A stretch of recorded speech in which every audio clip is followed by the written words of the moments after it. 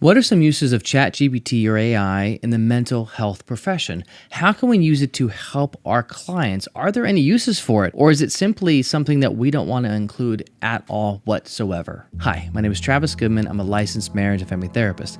And in this video today, I'm going to share about 5 unique ways that we can use ChatGPT and AI to help supplement therapy. So let's just jump right in and get started. So the first one is information and education. Now, this came directly from ChatGPT when I asked it, how can you help supplement? And it came up with these reasons for me. And I did a few searches just to check to see if there's any replication or if it was the same.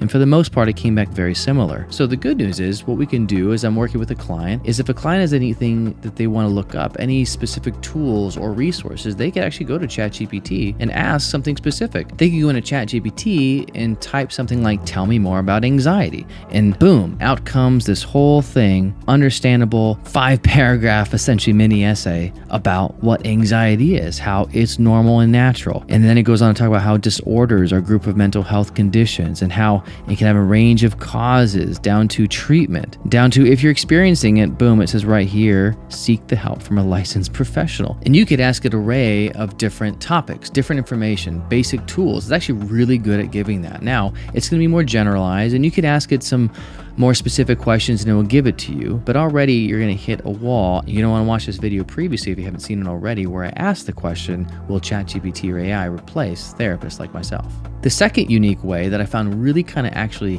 helpful and interesting, and that is this unique way, which is practice and role play. So what ChatGPT can offer is a safe space, a safe place to kind of go back and forth. And it gives the client, the individual, place to practice that they won't have judgment. They won't harm anybody. They will get some feedback. And then what you could do as a client is you could bring this back to your therapist and you can kind of go over it with a live person, and a therapist might be able to give some more nuance. And since the therapist might know more about the individual you're talking about and their personalities and maybe the issues between you two. And so you can take this kind of practice at home, bring it in session, and actually make it come more alive. The third is self-reflection and journaling. Now, I'm a big fan of journaling, having my clients write down and reflect.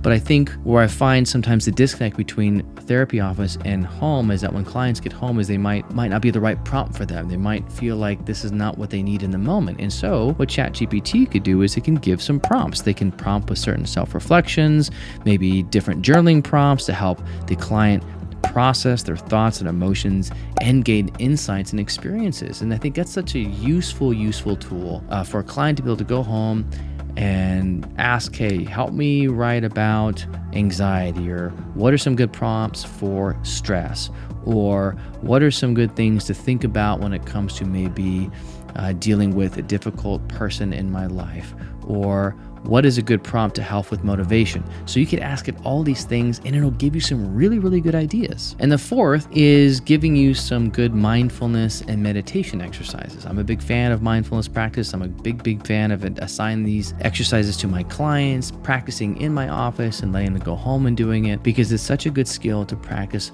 mindful awareness, to be aware of mind, body, and soul, to be in tune with these different aspects of self, and to live mindfully versus mindlessly. And if you're stuck, you can ask ChatGPT, what are some good exercises? And the great thing is it can guide you. Again, if you're picking up on what's happening here, is there's some really good, useful, unique ways that we can incorporate ChatGPT and AI into a therapeutic process. So I'd love to hear from you. What so far stood out to you? What's one way that you might want to use ChatGPT in your process? Comment and share below. And the fifth one, it's kind of like this coach. You kind of have your therapist you see once a week or once every other week. And you could use ChatGPT as this kind of life health coach who can check in with you, check in how you're doing. You could set reminders to ask if you've journaled, if you exercise, if you did mindfulness meditation practices, if you took your medicine, whatever you might need. You could set reminders and it'll check in with you. It'll ask you questions. How'd you do today? It can offer accountability along the way to make you more successful. Now, this list is not exhaustive, but these 5 unique ways I think are so helpful. And the clients and therapists can collaborate together on the best use of ChatGPT. We can come up with a plan together and say, okay, how do we use what we do in our office, as well as how do we use this really helpful tool? Because really, what is AI? It's a tool. How do we use it to help enhance the process? Why not? In the end, ChatGPT can and will be a useful tool to incorporate into mental health services. And speaking of meditation, mindfulness practices, Exercises. If you're interested